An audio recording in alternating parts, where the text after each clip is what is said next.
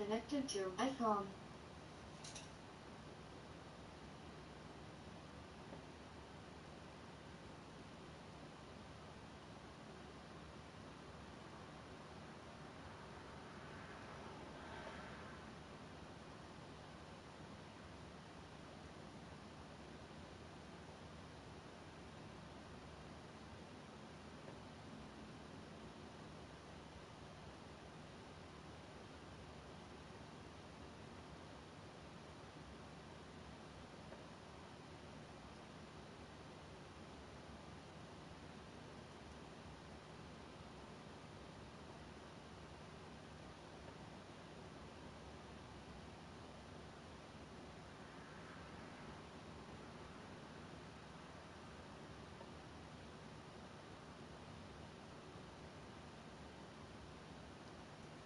Connected to iPhone.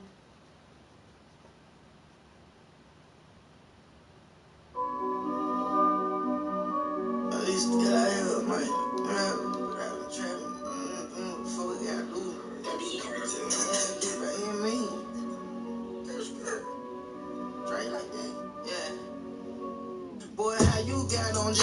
Fresh as hell, the vision level. My Rendu, I ain't even got. I need to get my shit together. Yeah. I still stay based on income. Can't wait till the first of the month come. 200 food stamps, still walking store with a book of the motherfucker coupon. Yeah, I'm still trapping. Yeah, I'm still rapping. Yeah, I'm still trapping, bitch. Yeah, I'm still rapping, bitch. Yeah, I'm still trapping. Yeah, I'm still rapping.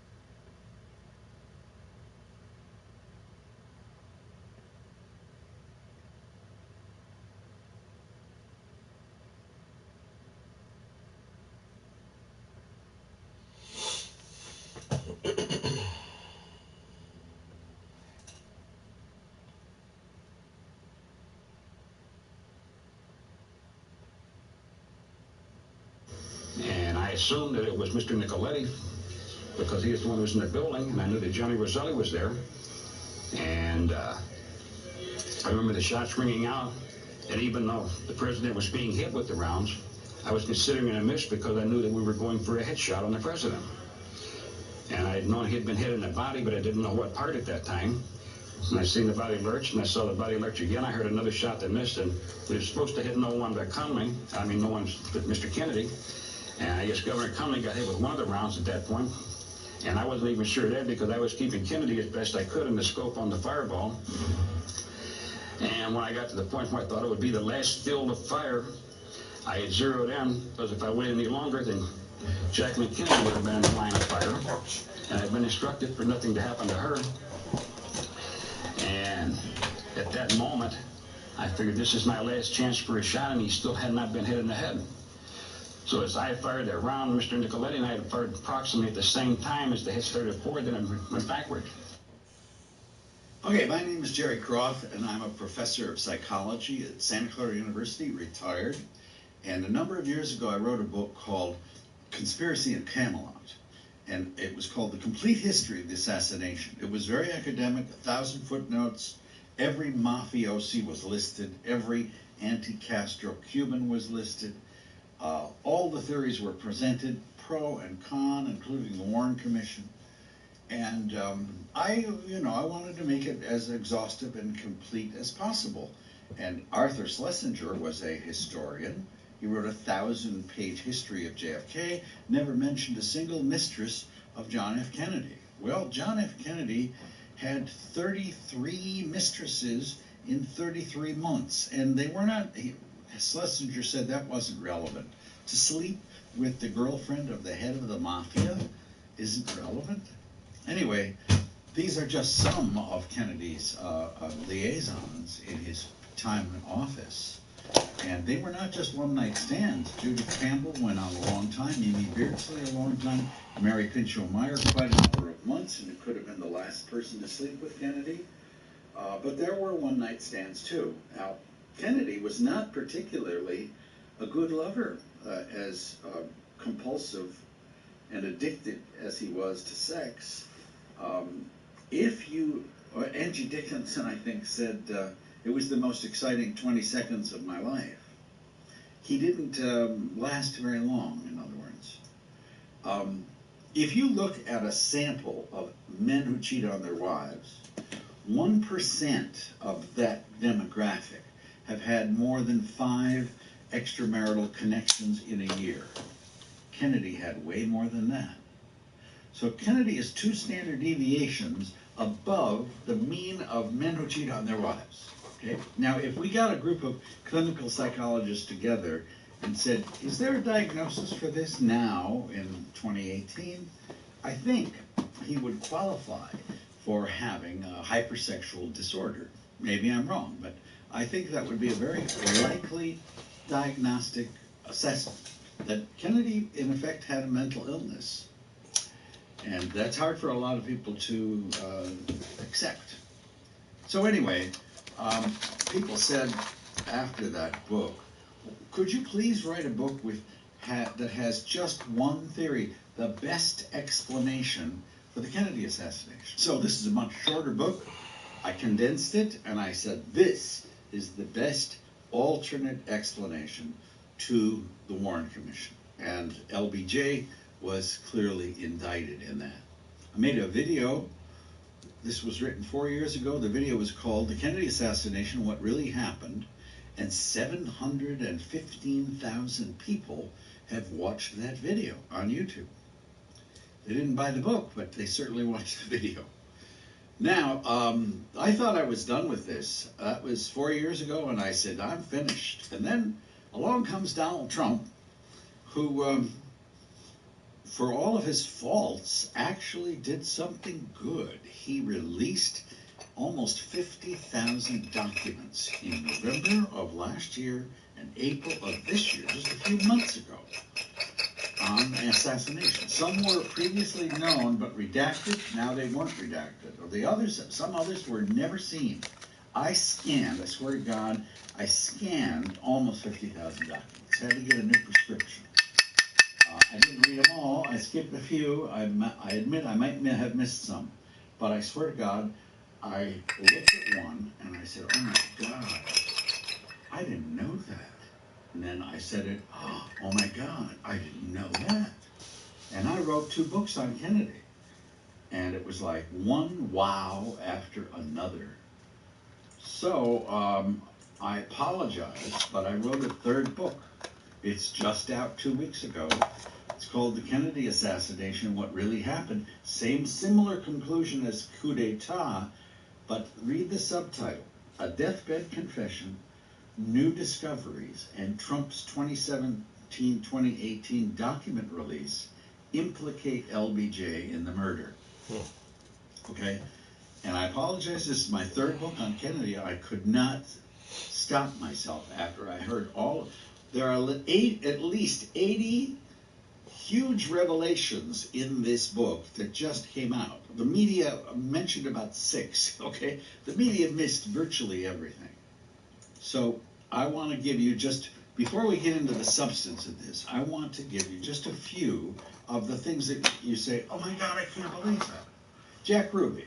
We were told Jack Ruby had a strip club in Dallas, that he was familiar with the police, and that he shot Oswald because he didn't want Jackie to come to Dallas to testify.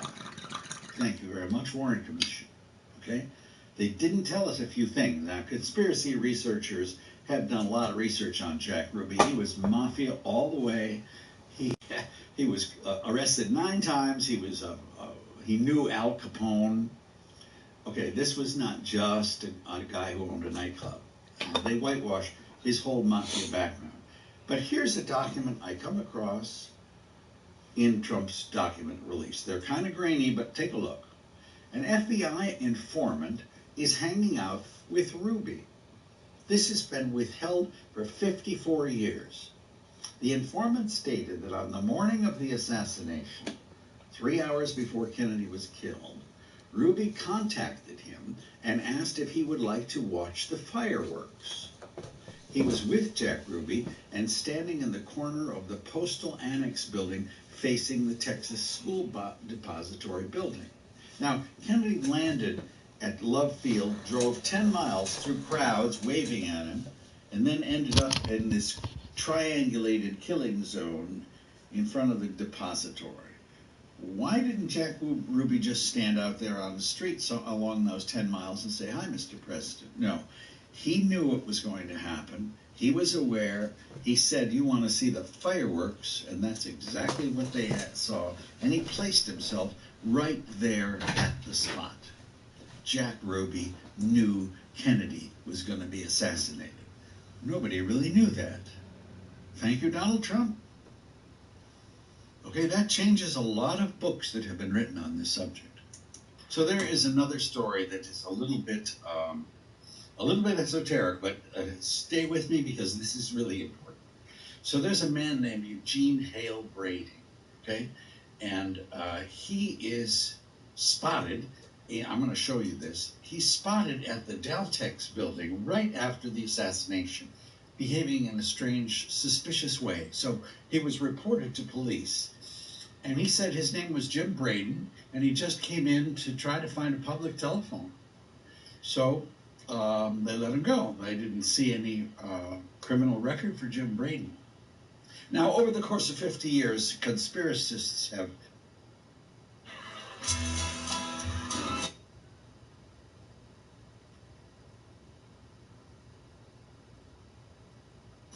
and I assumed that the president was being hit with the rounds.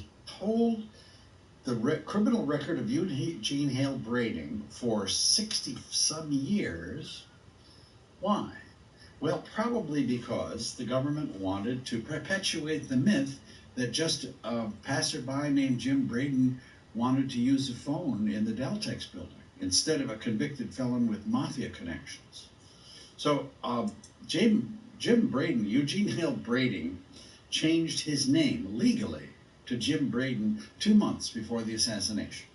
So I guess he would have nice, clean ID in case anybody stopped him.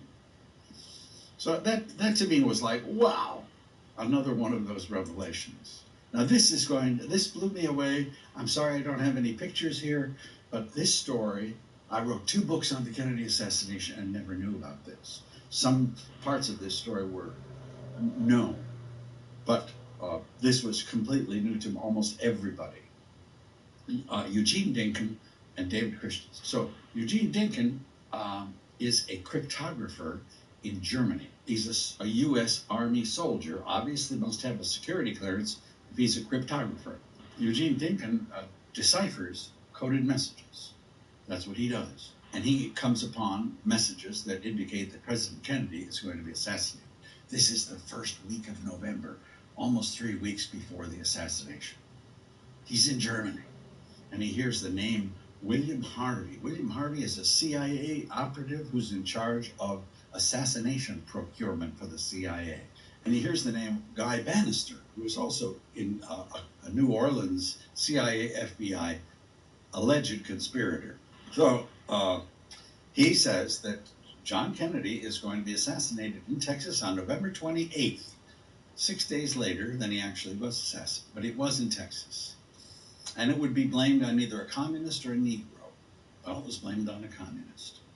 So he tries to write Bobby Kennedy this information and through a friend, and he decides it's not likely to get to him. So he abandons his post in Germany, goes to Switzerland, to Geneva, to the United Nations press briefing room, and tries to tell his story. The U.S. Army arrests him for deserting his post, puts him in a mental hospital for 6 months. I never heard that story before in my life. There's a man who knew there was a CIA plot that he discovered 3 weeks before the assassination. He's alive somewhere, I believe, but I couldn't find him. David Christensen was another soldier in a different place. They redacted where he was for many years, but now we find out he was in Scotland in a CIA listening post in Scotland, and he also heard chatter earlier than Dinkins, early in November, that the CIA was planning a hit on Kennedy. He told his friend, guess what? He was also arrested and put away as a mental patient. Seriously.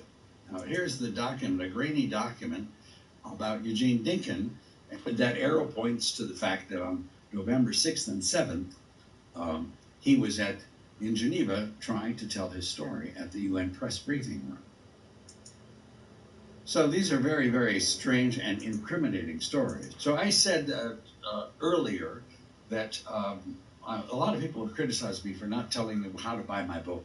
So there's the book. Go to the URL at the description page, and you'll go right to Amazon. I was talking to my graduate classes at Santa Clara University a number of years ago about Kennedy for some reason. And I noticed these are people who are bright, 23 to 30 years of age, graduates of UCLA, Berkeley, high GPAs, very intelligent. And when I was talking about, I noticed some blank faces when I mentioned Jack Ruby. And I said, do you know who Jack Ruby is? And about 20% didn't. And I said, you don't know who Jack Ruby is? And then I realized, wait a second, these people, this was ancient history to them, right? It happened 25 years before they were even born. So here, let's retell the story that they teach in our elementary schools, okay? This is the Warren Commission cover story. I don't think it's true, but this is what everybody was taught, and so let us go through it so we have at least the basic fundamental facts.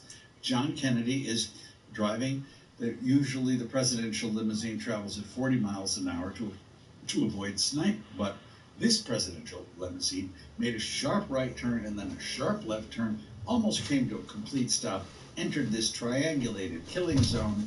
Kennedy was driving, he was traveling about 11 miles an hour when he was shot and killed. The 3 shots came from the depository, so says the Warren Commission, all from a man named Lee Harvey Oswald. Fuck you. Fuck you. Fuck you.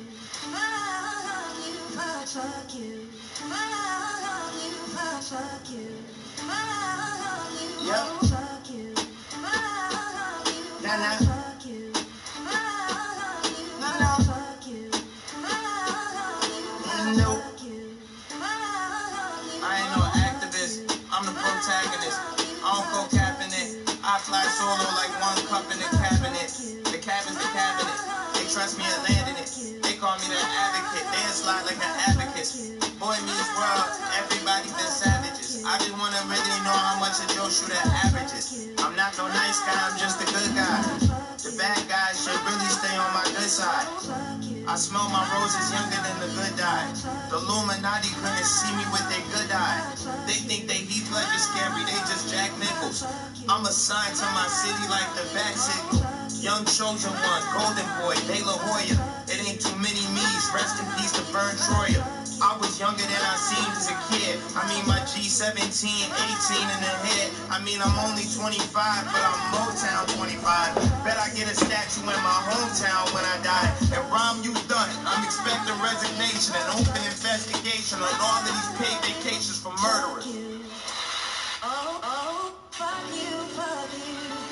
Fuck you, fuck you.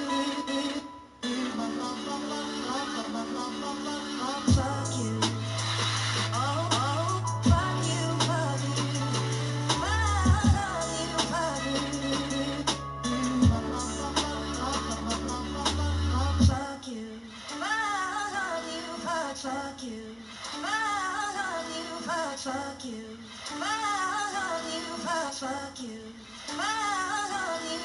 I don't get no paper, I got a sign at the bottom. Still in my bag like the fries at the bottom. And I can't do nothing right, they gon' always be at me. I miss a Crane's interview, they try leaking my addy. I donate to the schools next, they call me a deadbeat daddy. The sometimes getting that rounder business. I got a hit list so long I don't know how to finish. I bought the Chicago micro is just to run you racist bitches out of business. Speaking of racist, fuck your microaggressions. I'll make you fix your words like a typo suggestion. Pat me on the back too hard and pat an axe for your job. In an unrelated news, someone to beat your ass at your job. I'm the real deal. Who taught all these rappers that the big deal's not a big deal? Inherited the earth popping willies on the big wheel. My enemy lives in his mother's basement. That's why my videos don't got no Baphomet product placement. I'm a real one. The honey is sweet, the apple's bitter. They'll try and convince you stronger without your woman and when you with her. And tell you they kidding while Twitter trashing your litter. I know the devil's a liar. I know that players is quitters. I heard you hire your hitters. I know the higher the bidder. That mean the less on return. So I just hire a sitter. I'm not no boss, nigga. I'm a soldier. Kingdom builder, man. Somebody should have told you. Fuck you.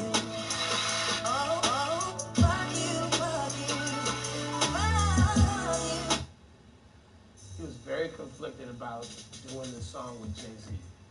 And people who love that song and know that song are like, what are you talking about? That was like one of the biggest records UGK was ever on.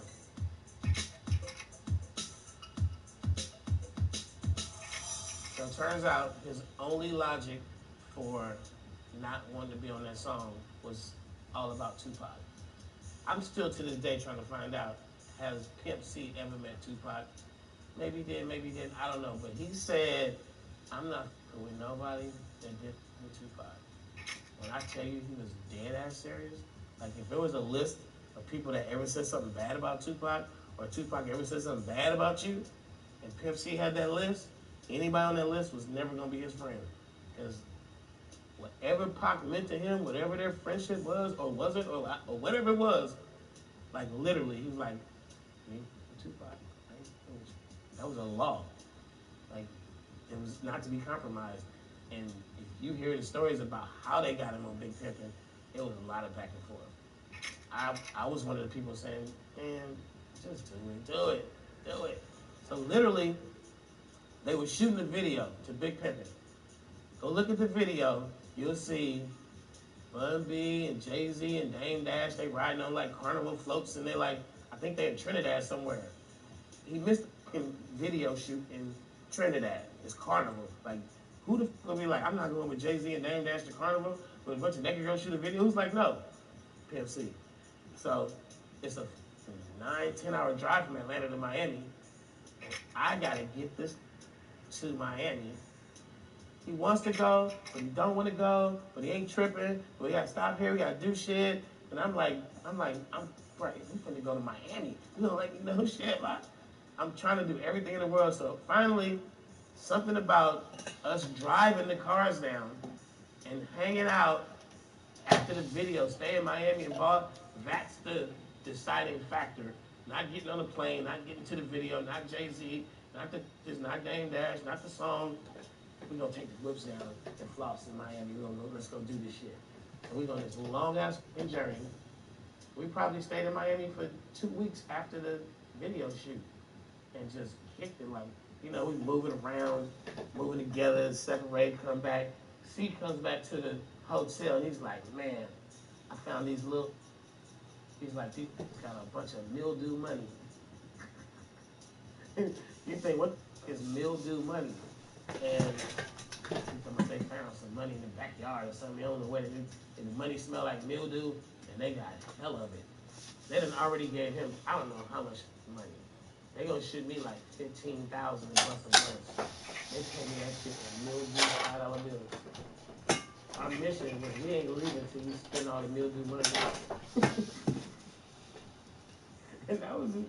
We just did a lot of shopping. A lot of chicks coming to the room. We made songs. We was just whipping the whips around and acting like big shots. And those 2 weeks was probably the most fun we ever had, just hanging out. Because Bun left, everybody left, the video was over, all my people, nobody was there, just me and C in Miami and the mildew money, and we just kicked it like a. And so all the evolution shit had happened, we sitting on top, fat houses, money and shit, new cars, it was just. Overheard on the internet. Smart food white cheddar equals top shelf pop.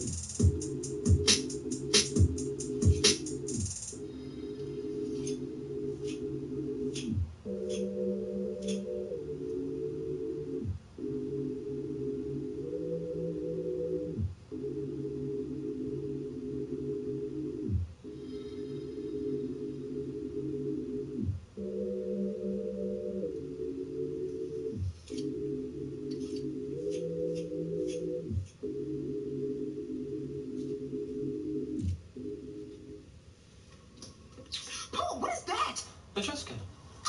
Triscuit, delicious, even with nothing on.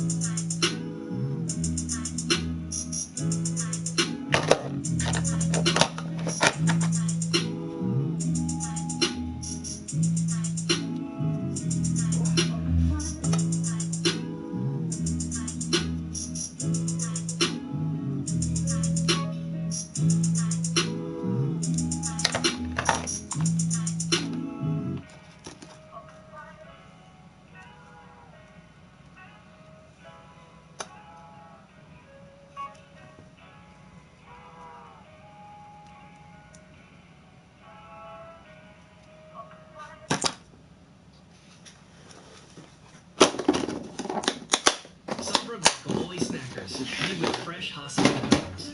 Take the feeling with you.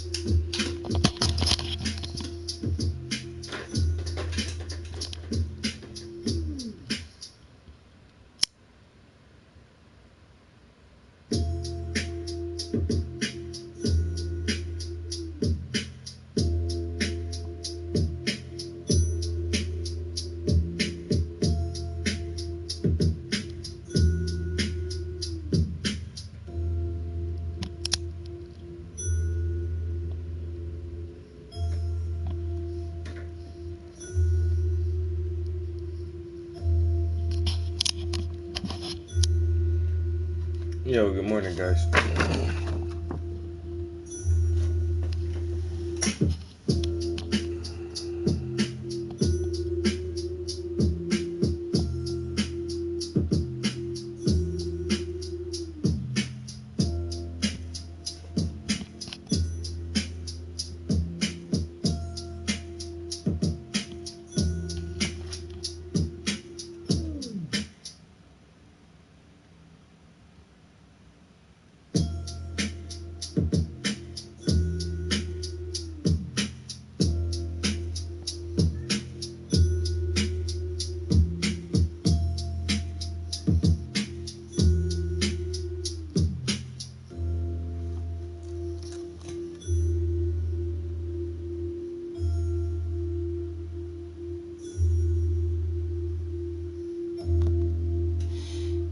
Yeah, thanks, bro.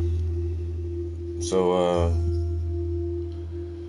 everything now has, well, almost everything has two layers of paint. So now, so yesterday, I got as far as I could with the dress, starting to apply some more details to the pattern itself. Oh, that's what it is. So I was gonna start adding colors to that beaded necklace she's wearing, but I'm gonna hold off on that because I painted this section black again, and that's still pretty wet. So yeah, I'll wait till this black dries really good, and then I'll go back and start adding all those colors for that bead, those beads around her neck, and that medallion. So I worked on that yesterday.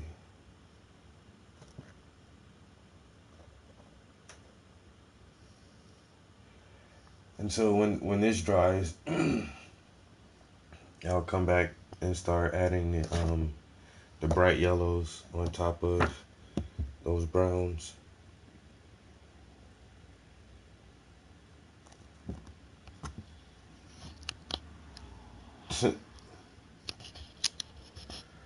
Nah, I don't paint any recognizable people who you would call famous people. I don't paint famous people, bro. Everybody else is already doing that. There's already pictures of Putin holding Trump like some sex slave or something. Everybody's already doing it. So I'm not gonna do the same thing that that everyone else does. Believe it or not, it's called being original. I like originality. You know what I'm saying? A lot of other people just, you keep painting celebrities and famous people. You're not the only person doing that. There's hundreds of other people doing the exact same thing. That shit gets oversaturated very quick. So I don't do celebrities. Oh, Tatarshian died. There's like 1,000 drawings and paintings of Tatarshian now. Right before he died, nobody gave a fuck to paint him or draw him. As soon as he dead, like, oh, let me paint a picture of this guy. It's like, what the fuck is that? because he's famous, and now, oh, see how well I could draw a famous dead person? I don't know, that's weird as fuck.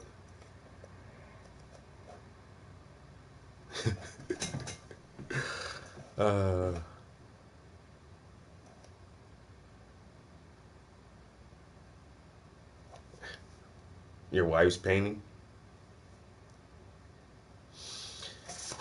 Alright, so I just filled up my palette. I had so my palette from yesterday. This is a little easy thing too. If you are a painter, just grab you a tablet holder.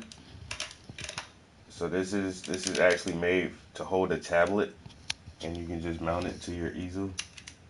And instead of putting a tablet on it, you put a paint palette on it. Yeah, so yesterday I was in the blues. I was feeling blue yesterday. Adding some more highlights to the dress. And some of the reds that are in those little flower patterns. And so this morning, oh yeah, it's relaxing, man, like Bob Ross. I watched a couple Bob Ross documentaries, and a lot of people say like the main bulk of his audience wasn't even artists. It wasn't even people who would ever paint. It was just something so soothing about his voice and about the beautiful images that he would paint that just calm motherfuckers the fuck down and just made them feel at ease and relaxed. And there was several people who said, yo, I can't go to sleep unless I'm listening to painting with Bob Ross. So now, yeah, this is a lot of earth tone colors, and this is normally the palette, my go-to palette for skin tones. I know it seems like a lot of colors, which it is, but it just helps me from not having to mix so many colors together. Because you can probably get all these colors with just some greens, reds, you know, a few yellows and things like that, and some dark browns, and you can probably pull the rest of these colors.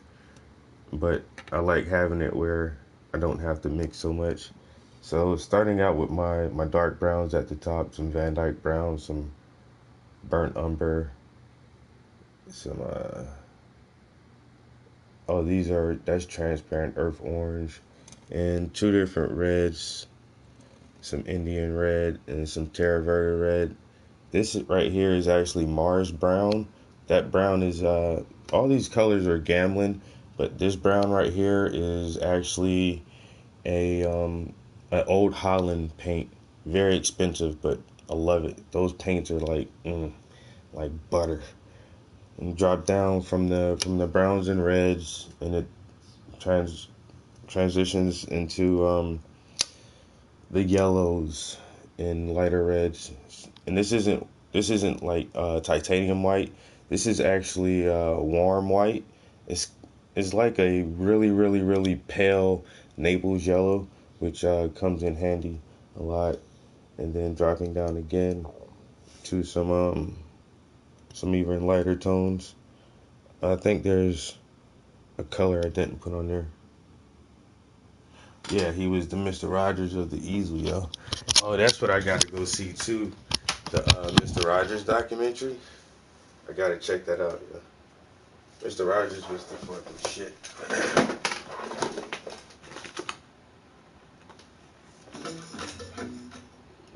Screw you commercials. My bitch drive a all white, right? Couldn't hit it if niggas had lanes. What?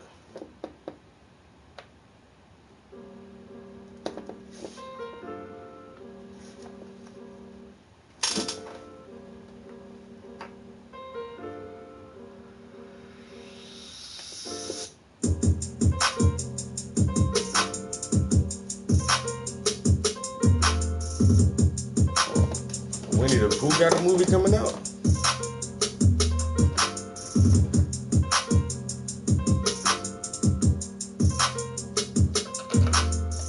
Nah, I wish I was doing this professionally. I wish I was a career artist. You know what I'm saying? That day coming though.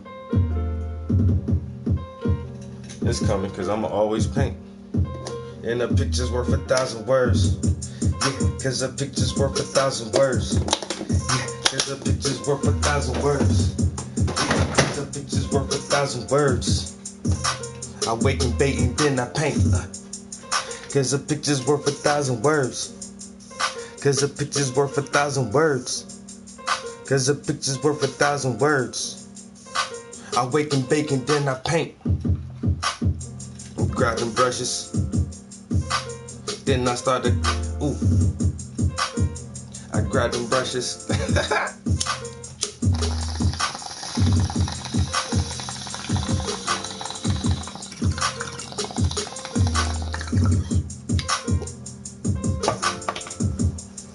Cause a picture's worth 1,000 words.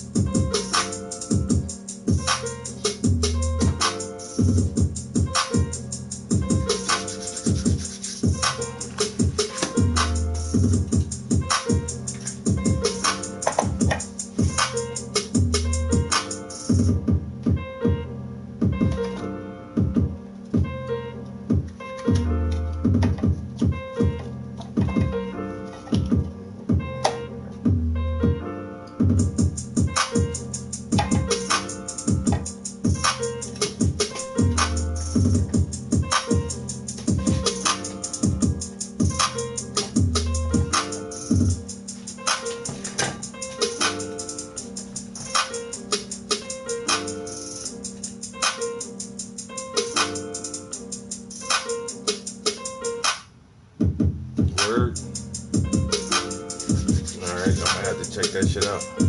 Yo, check out my go to my Instagram or my Facebook page, yo. If this is your first time in the stream, I would definitely go check out my stuff, yo. Cause a picture's worth 1,000 words, yeah.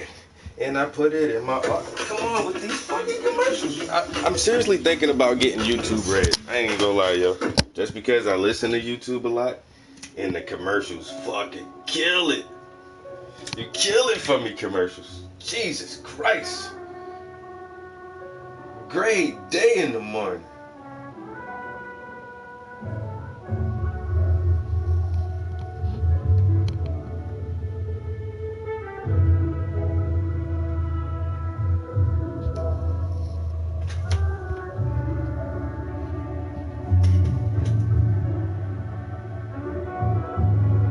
Oh yeah, that's what's up, bro. Oh man, I ain't no lightweight, man. I ain't no lightweight.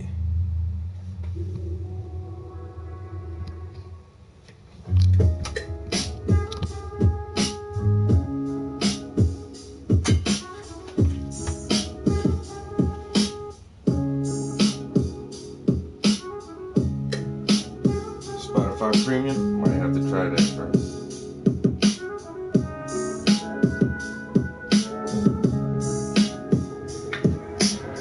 Dank series, saving that shit for next year, yo.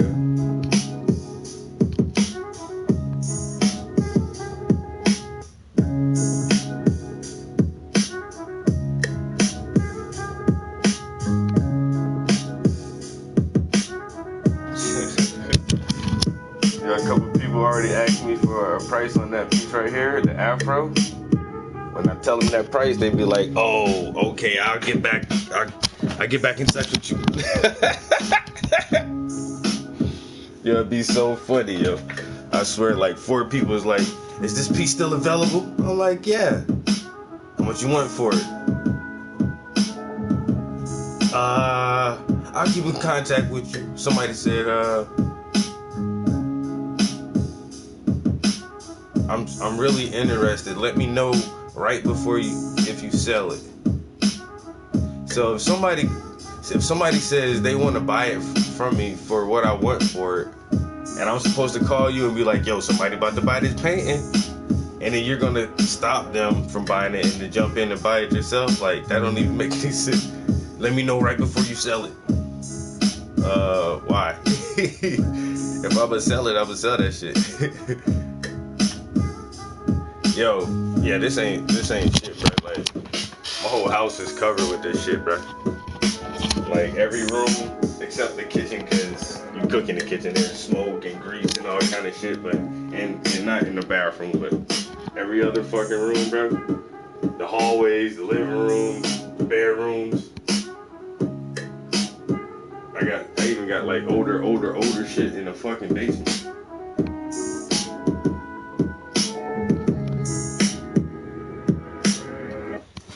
Yeah, I gotta hopefully I'll be able to get a bigger studio space this year. Fuck, yo, they give me one beat, one commercial. That shit ain't even fair, yo.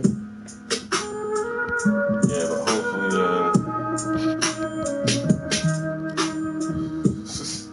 yo, my studio is fucking packed, son.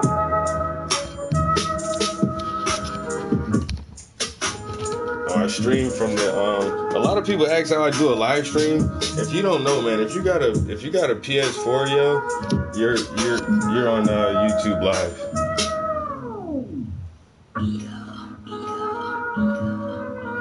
As easy as cell phone, laptop, PlayStation, computer, boom, live TV show. Yo, how you be streaming live on YouTube? PlayStation. Really? Yeah, really, PlayStation.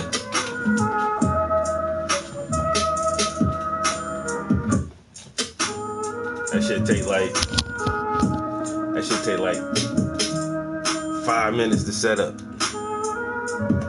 Not even that. Well, once you get it set up for the first time, it don't even take. Once you start your stream, that shit take like 2 minutes to turn this bitch on. Everything running. Alright. I might pull the camera close to the screen for a second. I mean, close to the canvas.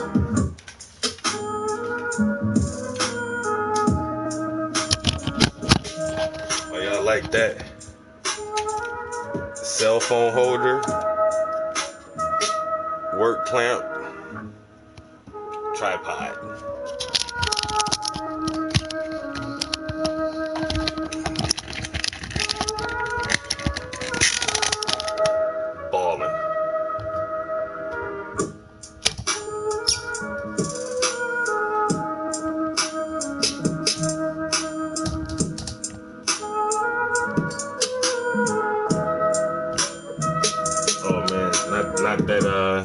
Not that mind reading algorithm. Oh, he listened to these two songs? Well, he's gonna love this.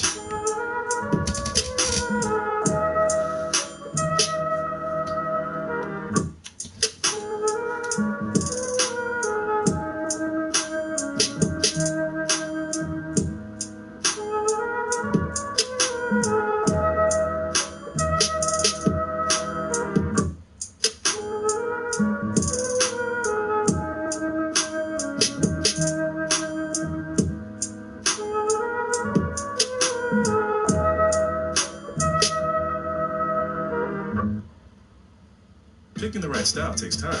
One picky customer shouldn't take all your time. Need something printed? The business advisors at Office Depot can assist with exactly what your business needs to grow.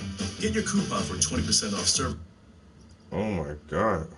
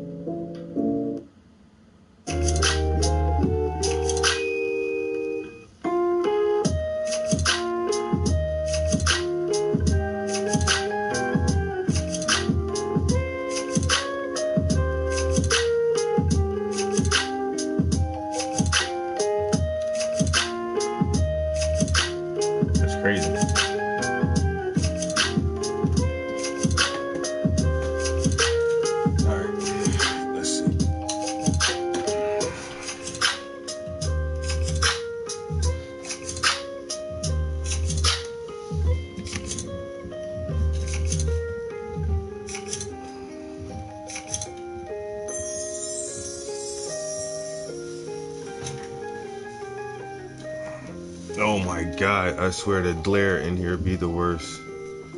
So you just gotta deal with it. And I'm gonna start with some brights on here too. It'll be alright.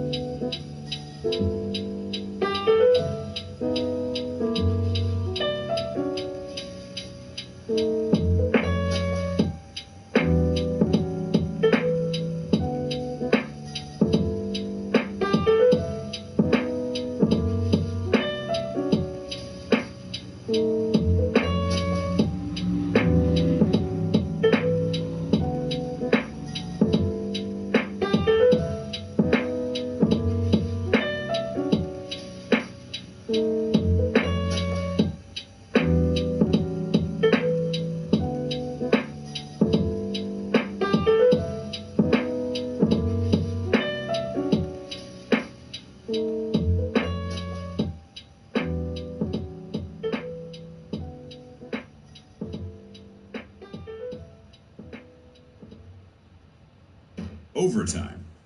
Hard to explain to the crew. Even harder to explain to a drill. But when the job has to get done now, you can't be worried about your batteries. That's why I went with the Masterforce brushless drill and driver. It gives me up to Oh my 1.5 times the battery fucking life. God! Screw you, commercial.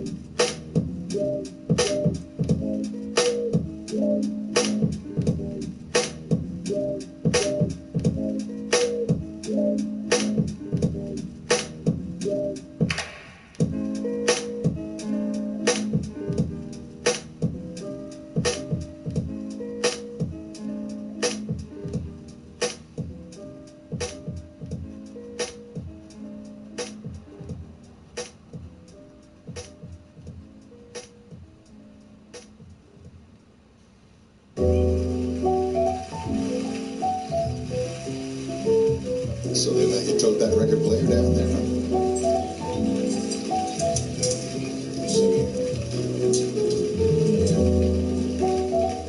That's the beauty of music, baby.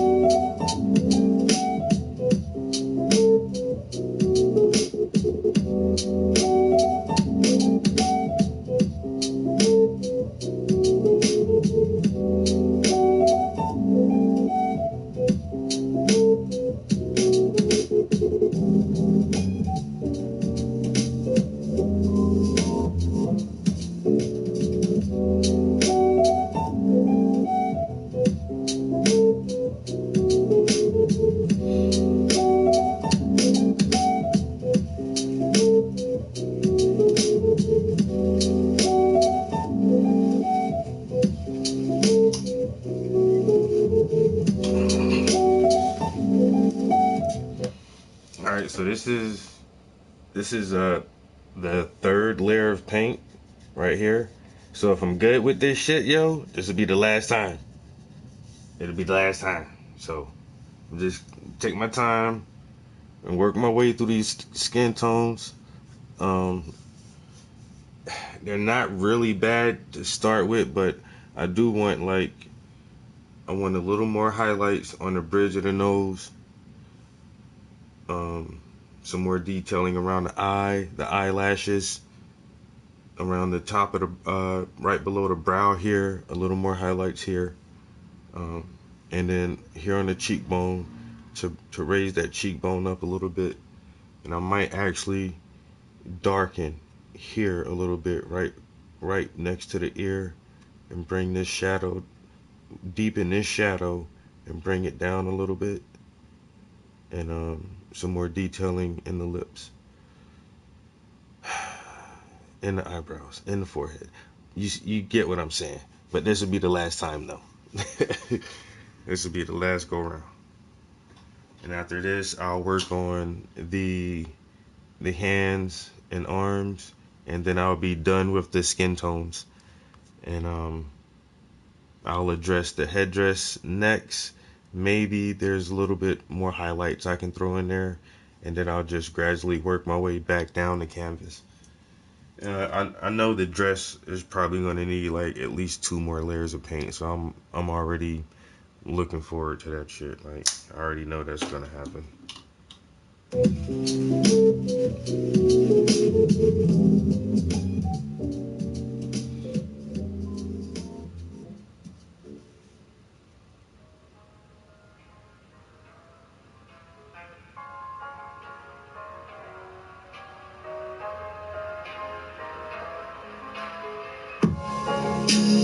And that's another thing. When you start fucking with this oil paint, there are tons of techniques where you can just do one layer of paint with oils and say, hey, that's a finished painting. But the way I do mine is gradually, layer by layer by layer. And it just gives it a different look. Once again, it's a little more time consuming. That's why you guys see me streaming every day. Because I'm in here like every day. At least a few hours every day. And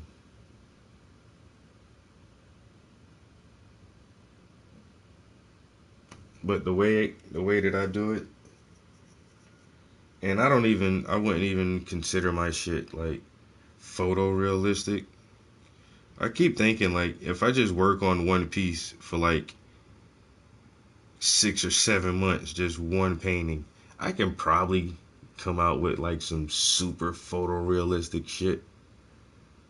But I think as for the time that I put into my paintings, it looked pretty good.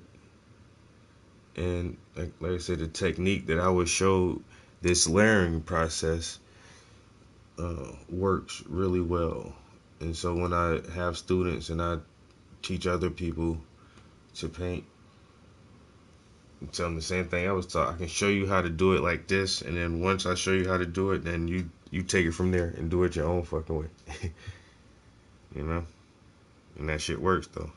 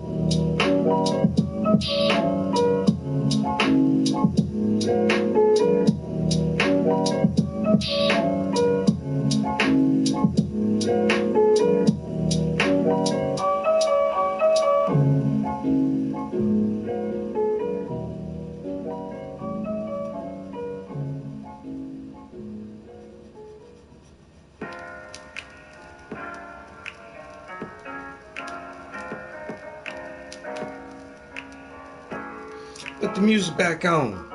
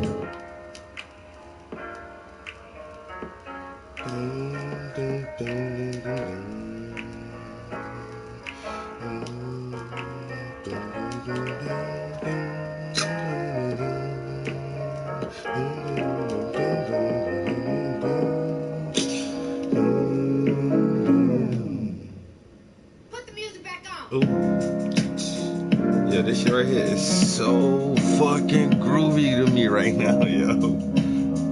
Yeah, yeah, yeah.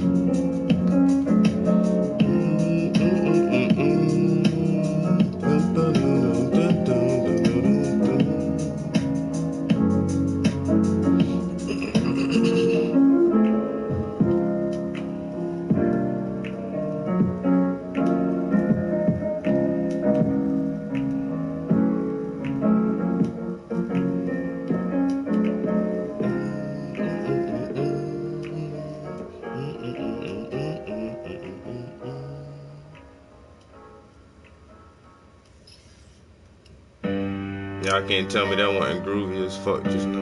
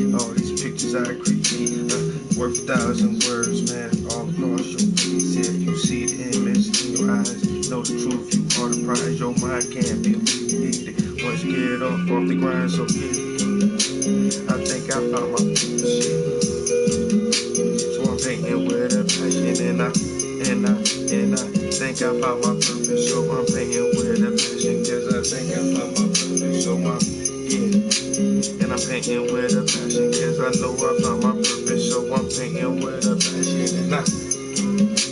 And I know I found my purpose, I know I found my purpose, so I'm painting with a passion. And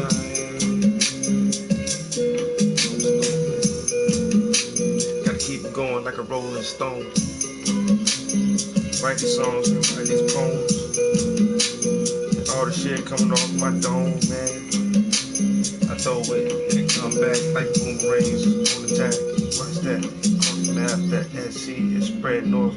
Feel it now, that's where I'm at. Feel it now, that's where I'm at. And I think I found my purpose, so I'm painting with a passion. And I think I found my purpose, and I think I found my purpose, and so I'm painting with a passion. Yeah, I know I found my purpose, so I'm painting with a passion.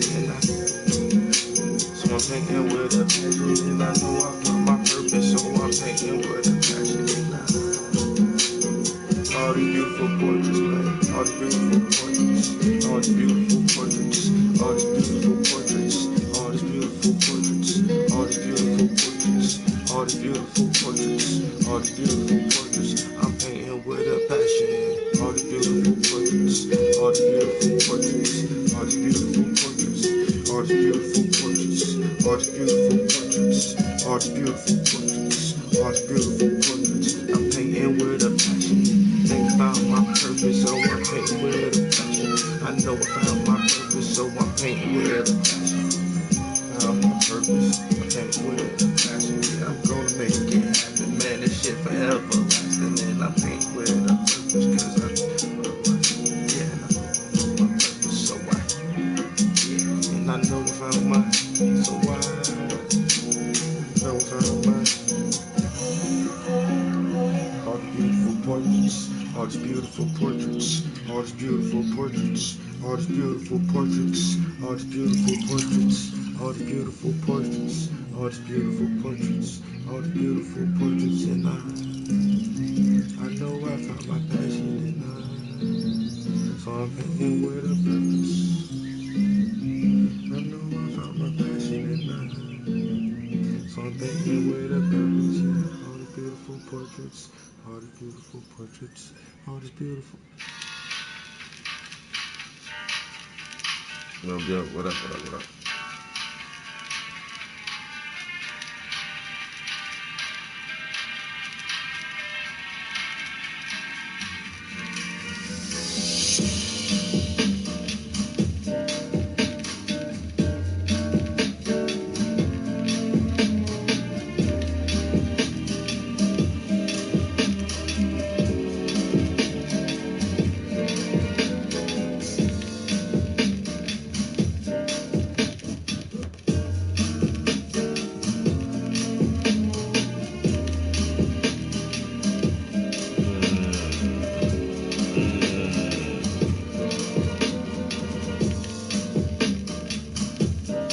Might have to add a little color.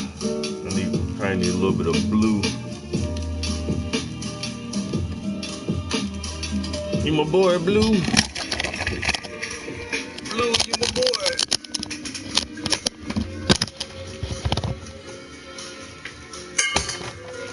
Oh shit, don't knock it down.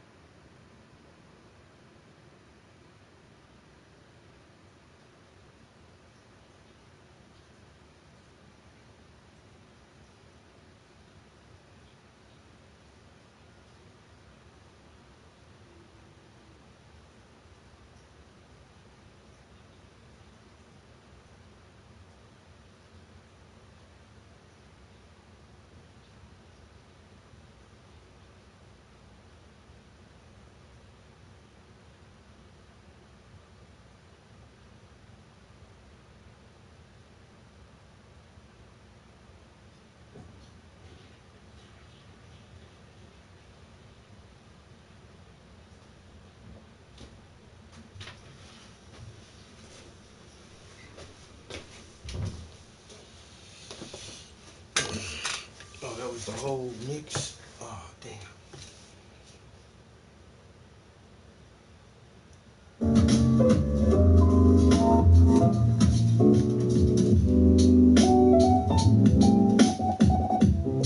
What I was doing? I need some blue.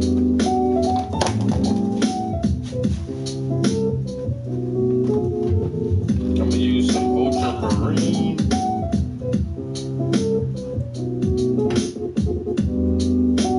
And I probably had a little bit of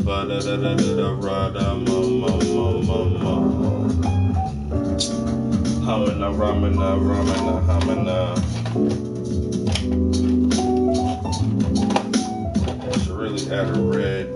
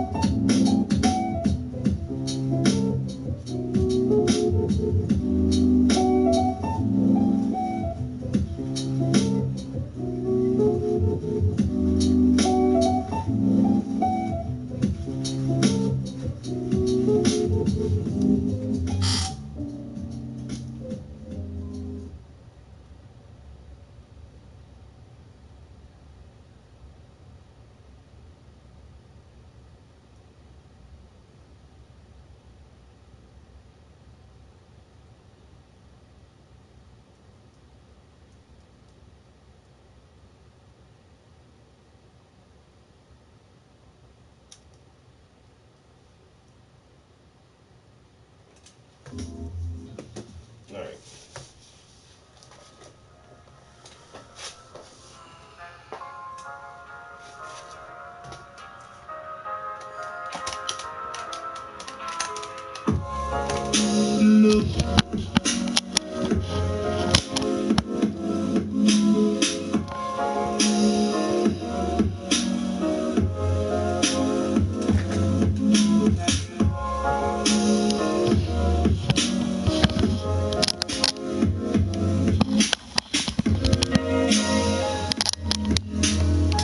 Oh my goodness.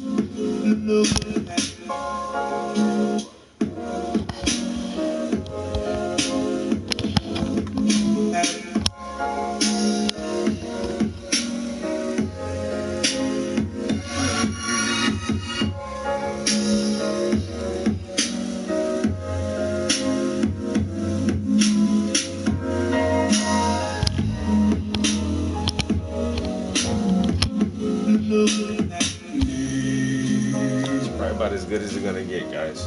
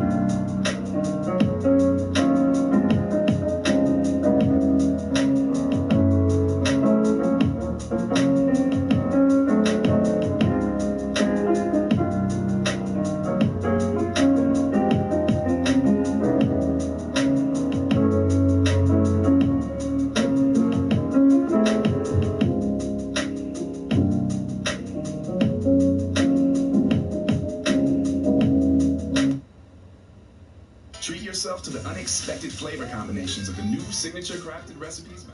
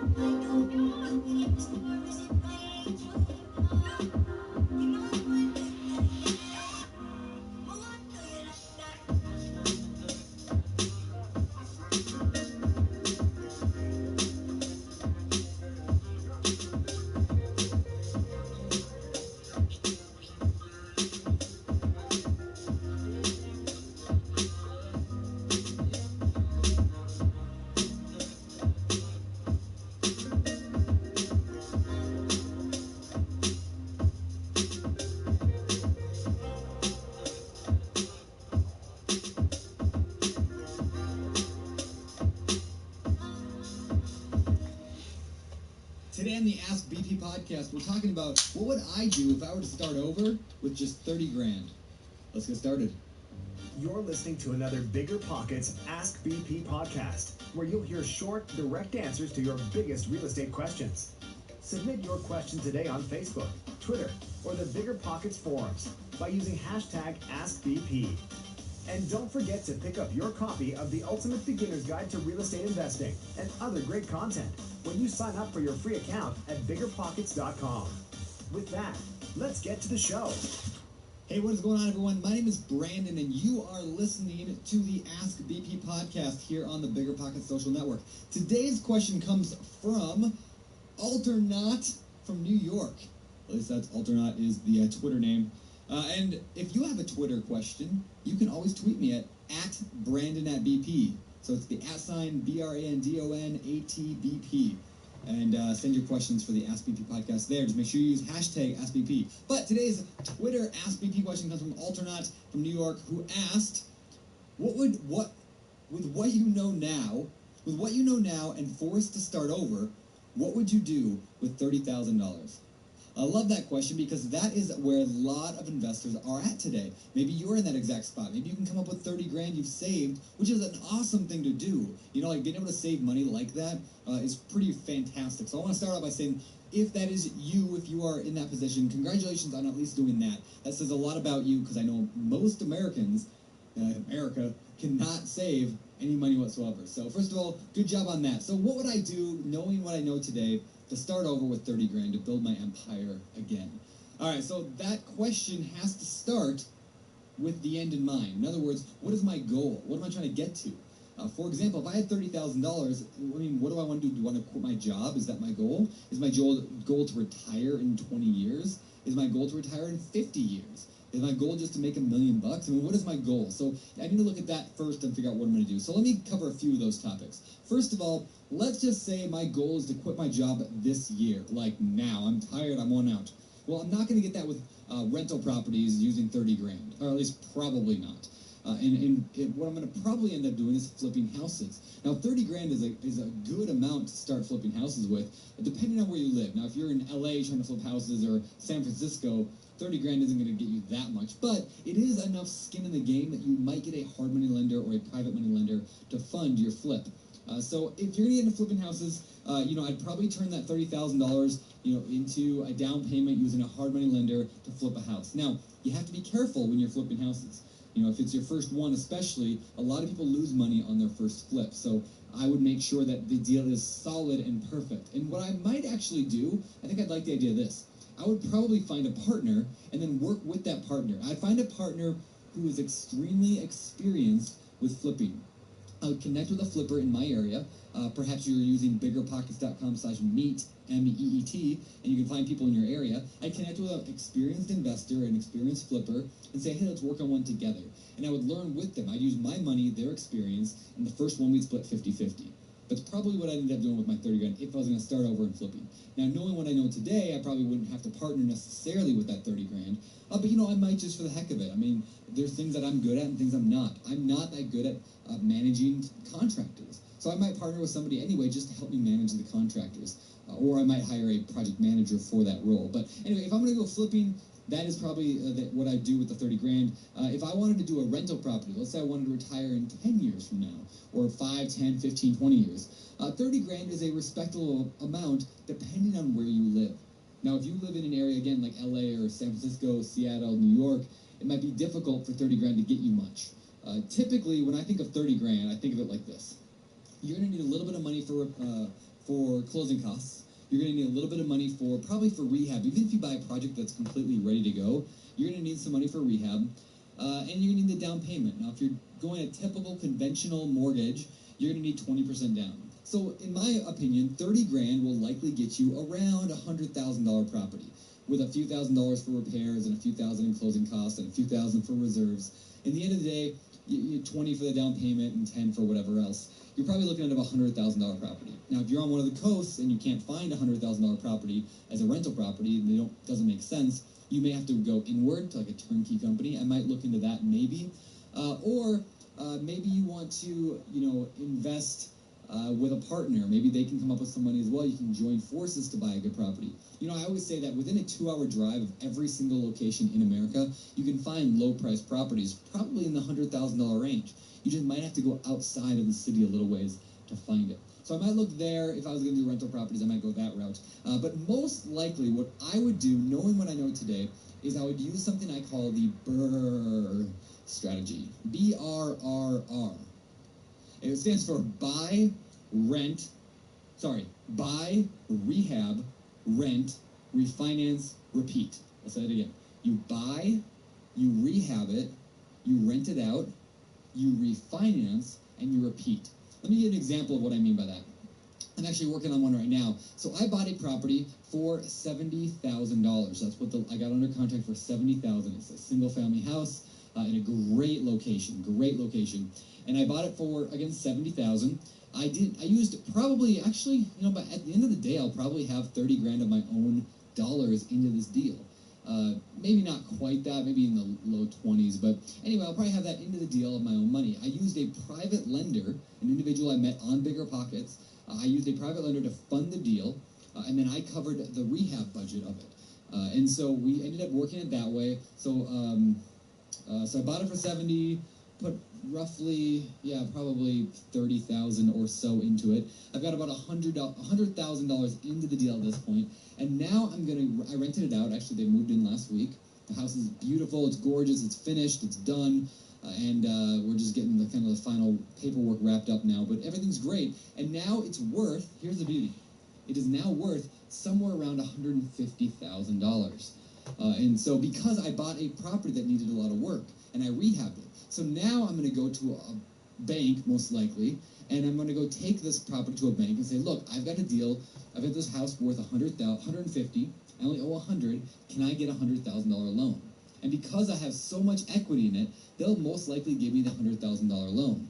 And so I'll be able to get all of my money back, and I'll be able to pay off the private lender, and I'll have a cash-flowing property. Not a huge cash-flowing property, but it provides a little bit of cash flow. And I have about $50,000 of equity in a great location that is going to, at least I hope, is going to appreciate. And so I covered a lot of bases, and I have my $30,000 back. I can go out and do it again and again, and I could do 2 of those a year for the next 5 years, and I'll have 10 properties at that point. I can start selling them off 2 a year after that point. I'll be selling them off, making 50 grand a piece, and in 5 years from now, I'd be at 6 figures a year just selling 2, buying 2, selling 2. And so I might go that route, personally, knowing what I know now. So, and then finally, the fourth thing I wanted to touch on, the fourth thing you may want to look into if you have 30 grand to start, is the idea of house hacking. That is, 30,000 would pay quite a bit of a down payment if you're using an FHA loan. FHA allows you to get a mortgage for just 3.5% down. So the great part is you can go find, let's say, a $100,000 property requires $3,500 out of pocket.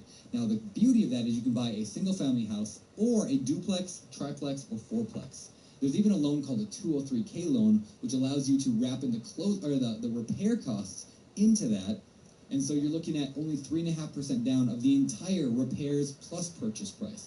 You can get the seller to pay a bunch of your closing costs, and at the end of the day, you can get a pretty awesome deal for very little money out of pocket. So if I was brand new, just starting, that might be the avenue I would take. It's a good way to kind of get some training, learn how to become an investor, learn how to manage a rehab, learn how to manage tenants, all while using little money out of pocket and with a little bit less risk. So hopefully that helps knowing what I would do with $30,000. I'd love to know what you would do with $30,000. So if you're watching this on YouTube, make sure you leave a comment here on the YouTube channel and give me a thumbs up, because that would be awesome. Let me know what you would do with the $30,000. If you're listening to this on iTunes or on Bigger Pockets, make sure you leave a comment below on the show notes page. You can find that at biggerpockets.com/askbp, followed by the session number, or whatever episode this is. But just go to Ask BP, you should be able to find it there.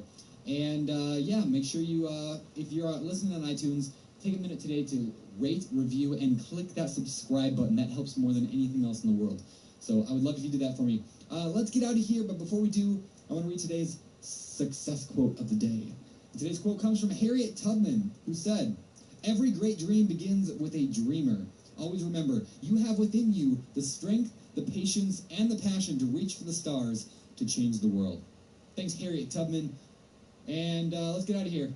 Remember, in pursuit of your dreams, don't just learn, but take action. For the Ask BP podcast, I'm Brandon, signing off. You've just heard another episode of the Bigger Pockets Ask BP podcast. Submit your question today on Facebook, Twitter, or the Bigger Pockets forum by using hashtag AskBP. And for more incredible real estate investing tools and education, including a free download of our book, The Ultimate Beginner's Guide to Real Estate Investing, head over to biggerpockets.com and sign up for your free account today. We'll see you on the next show.